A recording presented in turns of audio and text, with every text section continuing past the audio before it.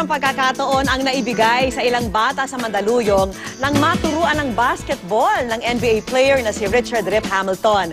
Pero hindi lang pag-dribble at pag-shoot ng bola ang ibinahagi ni Hamilton, kundi maging ilang aral at sikreto. At yan po ang tinutukan ni Chino Trinidad.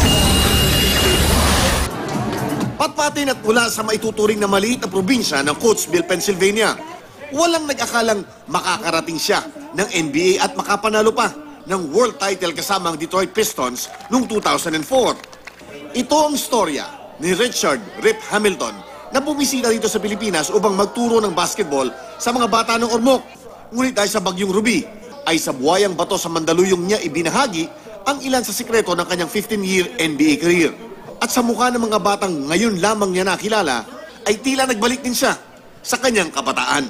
I kind of have the same type of things, go through the same type of things that these kids has gone through. But the most important thing was that my dad always told me is, whatever you believe in, don't ever let anybody take your dreams away. Isa si Rip sa mga walang kapagurang galaw ng galaw sa loob ng court upang maghanap o di kaya gumawa ng scoring opportunities.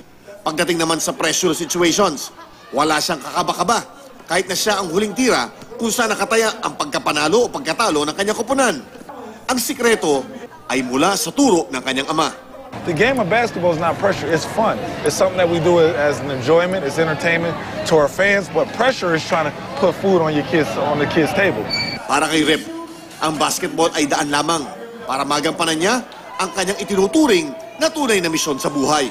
Get an opportunity to see kids smile and for that moment, and maybe it's a long-lasting moment, but if I can change one kid's life, I did my job.